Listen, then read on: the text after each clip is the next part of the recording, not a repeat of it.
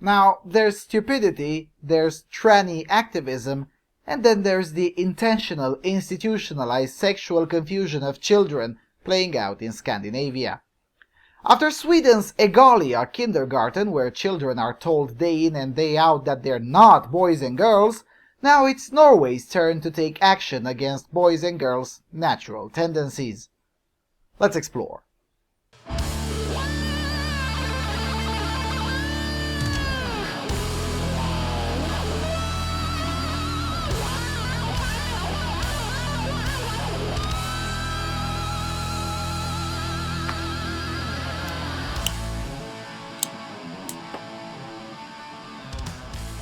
Hello everyone and welcome to the Freedom Alternative. Okay, so this one is almost 2 weeks old, but since it didn't get viral, I somehow doubt you learned about it unless you've been listening to my latest podcast. Anyway, so the Norwegian paper Dagbladet titles Trondheim Kindergarten Drops Carnival because kids dress in a gender stereotypical manner. And goes like this. Girls dress up as princesses and boys like superheroes, says the manager. The horror! Oh hell no!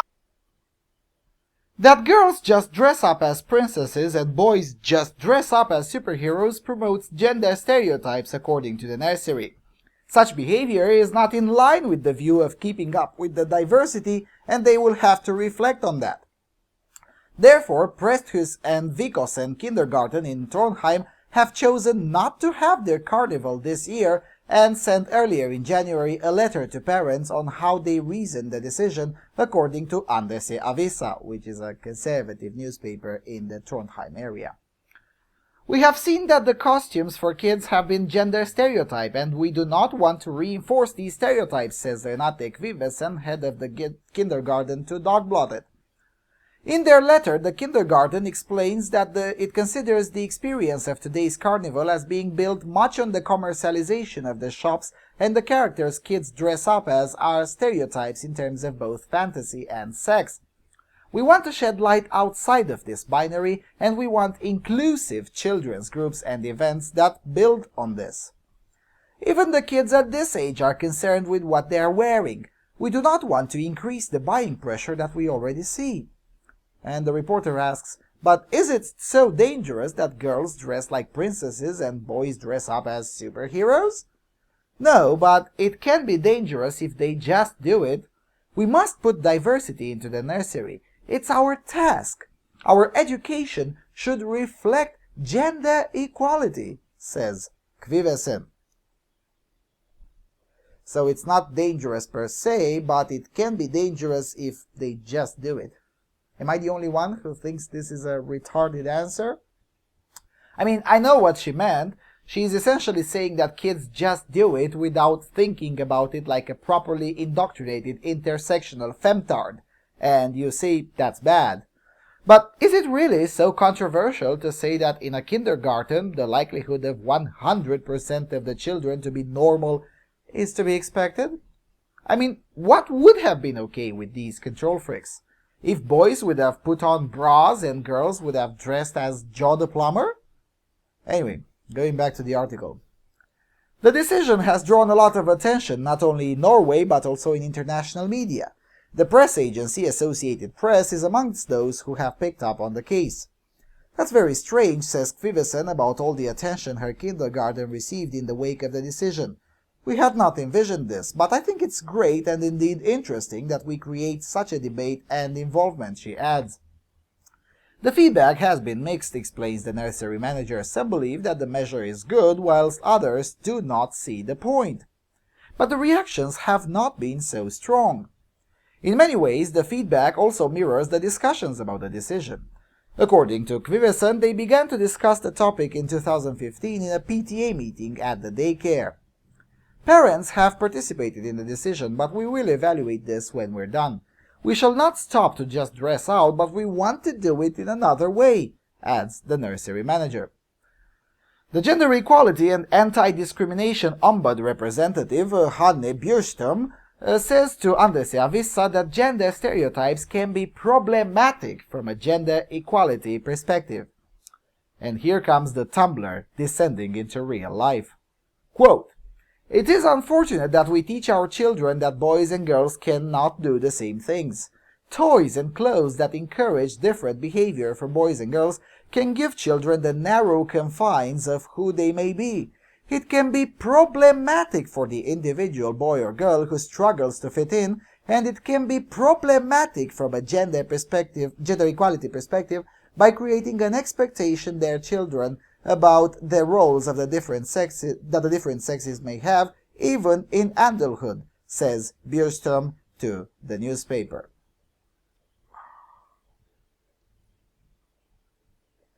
Now let's put this into some context. Norway is the country where one needs to be 7 years of age in order to apply to legally have his or her sex changed on the birth certificate. And if you disagree, you're a transphobic bigot. There are also no conditions to that. You just have to say that you're the opposite sex. This is also the country with the highest drinking age in Europe, currently at 20, though 21 is even more likely when you actually get down in the country. Whereas most of the rest of Europe tends to be far, far more lenient when it comes to alcohol. So in Norway, at 20, you may not be old enough to grab a shot of vodka, but you're old enough at 7 to ask to have your sex legally changed and edit the history. Isn't progress nice? Norway is also the country where the Child Protective Services is actually not a state institution, but a corporate conglomerate with foreign private actors united into the Barnevernet Corporation, which conducts very dubious affairs when it comes to other people's children. Oh, and they make a nice profit from that too. Children have been taken away from their families because their mother doesn't make omelets to the liking of the bureaucrats, or because the cat has peed on the floor 3 years before the child was even born, or because the grandmother of a boy whose parents had just died was 54 and thus too old to be his guardian. I wish I were joking.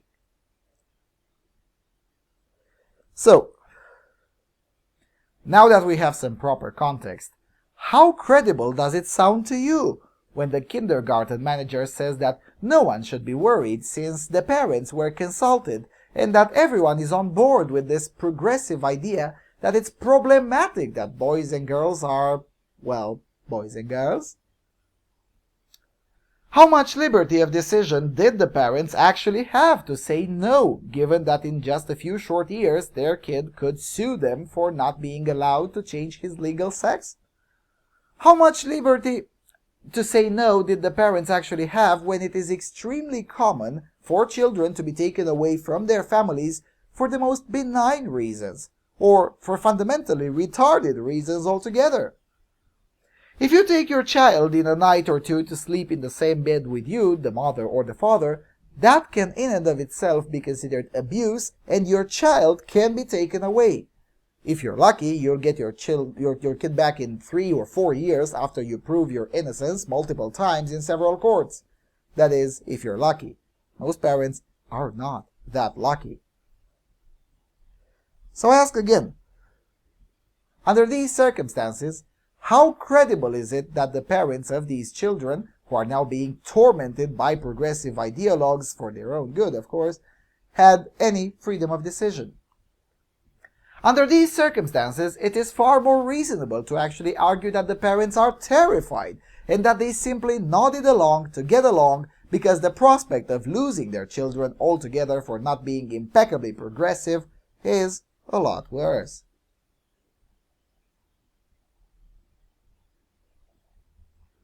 Now, on a broader point, I have to confess that I'm still incapable of understanding where does this drive come from.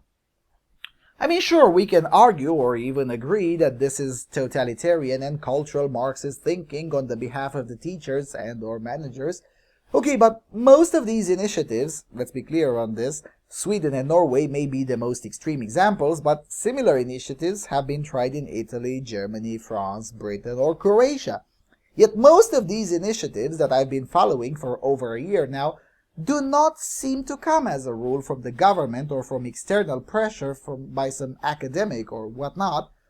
It's almost always one or two local school teachers, or kindergarten manager in this case, who've been there for years and have been normal people, yet who suddenly go full potato and start suggesting or implementing disdainful nonsense like this. Why? What makes a person that's been acting relatively reasonable till that time suddenly go off the rails to such an extent as to suggest that it is somehow inherently bad that boys aspire to be masculine and girls aspire to feminine role models? What is the thought process of a pedagogue that makes him, or usually her, to suddenly take issue with what is and has always been normal for over 99.5% of the population? It's a serious question for which I have yet been able to find a proper answer. Anyway, to sum up, I guess I just have to ask this.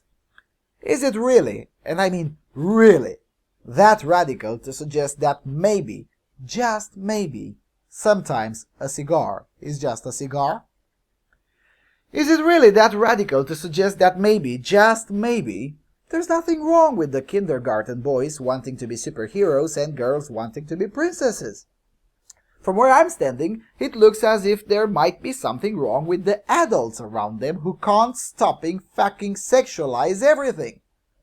It's also ironic that the progressives claim to be the ones who are for freedom of the individual to express himself, but then heaven forbid the individual dares to express himself in a normative way that is expected from normal people who don't suffer from various disorders. How many children will have to go through this insane nonsense until the regressive left learns that no, we are not and we will never be an androgynous blob of demi-pansexuals? Really, how hard is that? Anyway, that's all I had to say. Thank you for watching and supporting this channel. I'll see you around on Freedom Alternative.